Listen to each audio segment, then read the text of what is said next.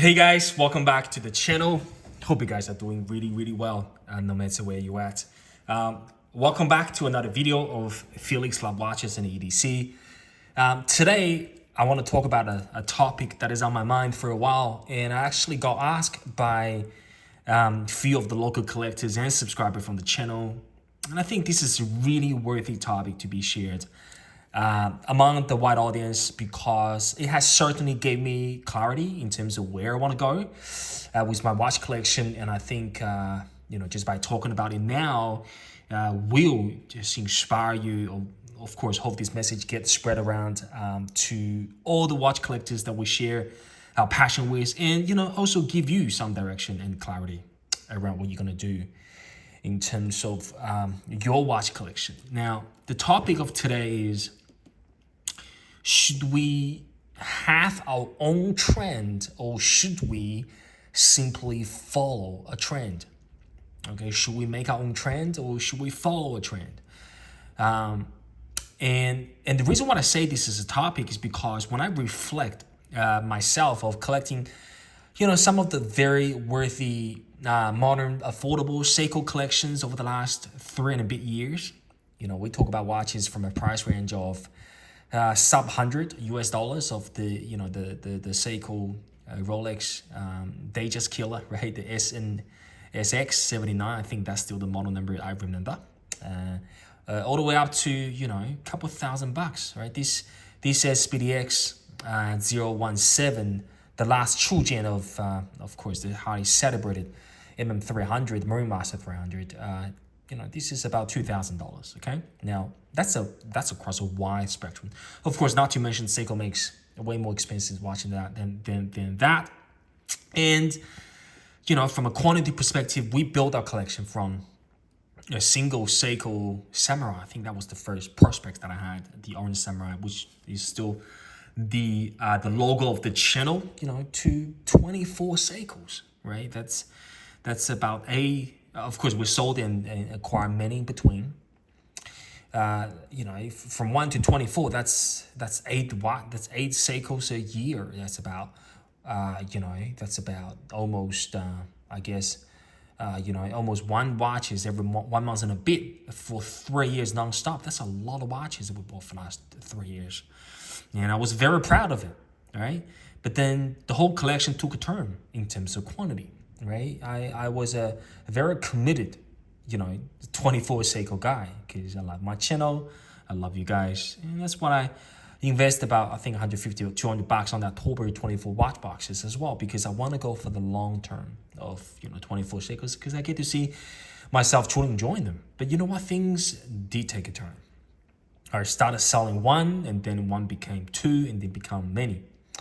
Then we, not saying we liquidated our watch collection, but we came down from 24 down to about 4 or 5 Seikos within the spectrum of 3 to 6 months. And of course, when we added that SB and Tuna a few weeks back, and now we have 6 watches, I think 6 Seikos, right? So the reason why I want to talk about this is see, I was spending a lot of money. I'm not saying I was wasting a lot of money, but I was spending a lot of money. I was spending a lot of time on finding them, trying to find those. Some of them are very hard to come by, right? On the secondary watch, Facebook forums, Facebook marketplaces, forums, eBay, you name it, right? A lot of time, because I was trying to follow a trend. See? I was trying to follow a trend of, people bought turtles, so I got to see turtle. People bought Samurai, I got to see Samurai. People bought this, I got to buy this. So every time when we see a watch gets discussed among many on Instagrams, Facebooks, the next reaction that you will have is, I'm going to get one of my own, right? You start looking for it, and then you know what? You're going to start tempting, buying another watch just after another purchase you had last week. You end up with too many. You tried follow the trends, and you by telling yourself, I need those watches. But in fact, after selling down from 24 down to 6 Seikos and of course 1 Omega, I can tell you guys this, right? If you have 5 Seikos, you have 4, you have 3. If you have 2 Seiko collection, right? You're looking at Felix, and Felix got 24 Seikos. Felix has Flymaster. Felix has tuners. Felix has baby tuners. Felix has solar tuners. Felix has Turtle, Samurai, Sumo, Monster, name it, right? MM200, MM300. Felix had SPB, a line of 62 mass. Felix had Willard, right? You're trying to replicate what I've done. But before you do that, I just want to share this topic because I don't think you need. You don't need to follow my trend. You don't need to follow me in terms of what I do in order to feel the same way that I do. Because you really need to ask yourself a serious question, right? What does watches mean for your life? In terms of a collection and in terms of day-to-day utility, right? And after collecting watches 3 to 4 years gone by since COVID time, now I understand what I need. And what I need is a handful of watches of brand and design and function and utility, right? That I need, right? You don't need 24 watches to satisfy your watch needs, right? The human demands and greed for more is very well known. So the moment you unleash yourself with that desire and you just want to buy another watch, you can just go on forever. And until you fill your box with 12 watches and then 24 watches, and then who knows what's gonna happen next. So I'm finding myself in a lot calm place after selling majority. And many of my subscribers also started asking the question of, Felix, you sold majority of your Seikos. You sold the Willard. We thought you loved the Willard. You sold 2 62 MSs. We thought you loved the watch, right? You know what? Why not? And you also bought your first Swiss premium Omega Seamaster Professional, right? You love the watch, and it's very highly celebrated. One of the most discussed premium Seiko, Swiss entry diver watch in the world, right? Omega Seamaster, very well celebrated. We all know that watch, right? But why just keep going that way? Sell all your Seikos. You know what? You sell the Marine Master, you get 1,500. Maybe markets be down now. You sell the Tuna, you sell the Sumo, you sell the Monster, you sell the 2 SKXs. You will come back. You will come back with another 4 or 5 grand US, right? And that will get you maybe 2 Tudors. You can get a Tudor GMT plus a Tudor, of course, all on the secondary market. Maybe a Blackbird 58 Blue, right? Or 5 grand will push you maybe 2 to 3 Longines, right? You can buy the Big Eye chronograph. You can maybe add another, I don't know, $1,000, or maybe that'll be enough for a secondary, a Omega Speedmaster, maybe a Hazelight option that has been worn by the previous owner for a couple of years.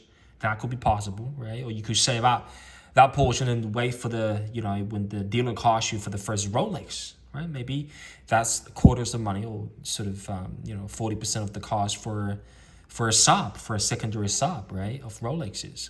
That could be true, right? And I, believe it or not, I entertain myself with those doubts. I tell myself, Felix, I've sold majority of my Seikos. What's the point keeping? Seriously, guys, what is the point keeping a old, manual wind, Halex crystal, terrible, I'm not saying terrible finishing, very substandard finishing SKXs? You have 2 of them that at least worth about, $700, 800. Those in the full set was J version. Just sell them all, right? And going towards the Swiss direction, because that's the way to go. And having the Seamaster that is all brilliant, right? Ceramic bezel, you name it, right? Best 8800 movements within 2 seconds of accuracy the whole week. What is the point keeping this Marine Master, right? What is the point keeping this Marine Master? Look at that dial. Make no sense, right? Make no sense. But here's where I come in now with my attitude. See, if I do that and just transitioning all towards Swiss and buying this and buying that and say goodbye to all my Seikos, what I'll be doing then is I'll try to follow a trend again, right? I'll be following someone else's trend. I'll be following someone else's wants and needs. I'll be tempting myself every time when I see another Swiss watch pop up in the secondary market. I'm not going to do that. I'm not going to do that because I know from a collector standpoint, Seiko and those humble, iconic design, the MM300, the SKX, I don't have the turtle with me no more. But those designs will last, right? Now it's 2025, by 2035, 10 years later on, people will still have a passion for the MM300, if not more. I think, of course, the Seiko needs to do well. I think that's the trajectory that they see themselves develop into, right? Up the price, more premium market, capture that. Now it's between 1,000 to 2,000. Who knows what's going to happen in 10 years? Maybe Seiko will, premium Seiko, of course, will have the Grand Seiko, but Seiko is going to do very well. So I'm not going to follow the trend. I'm going to create my own trend, right? I love my Seamaster Professional, but also love my SKXs. They can coexist perfectly. Perfectly. You don't have to choose one and say no to another because you take ownership of what you own. You take ownership of the decision behind every single purchasing decision, and because you develop a very in-depth relationship with the design, how it wears, how it functions, how you can combo with different straps, with different designs of the watches, and that's gonna be awesome. That's gonna be terrific. All right, guys. So that's my message for today. Don't follow the trend. Don't follow what I do. I know I inspire a whole lot of you buying more Seikos, but don't just simply follow what I do. You can go through my videos that I shot over the last 3 years. I don't know, over 200, 300 videos and a lot of reviews and different tuners, all kind of stuff. You can go through them, but before you buy them, ask yourself the question, do I like it because I've seen this watch on Felix's channel, or do I always wanted to add one and just accidentally triggered by Felix's review? If your answer to that question is, I made you to buy that watch, then you gotta ask yourself, do you really want it? Or do you just try to feel what I feel? If you really want it, you would have known that watch before you watched my video, right? Perhaps that's the way to put it. All right, guys, so don't follow the trend. Don't just listen to anybody else to say in the marketplace. Find the design, find the brand, find the collection style that suits your needs, at least for now, and stick with it. Now, guys, make your own trend. Hope you guys stay well, stay blessed, keep going hard, and no doubt, I'll see you guys very shortly in the next video. Bye-bye, guys.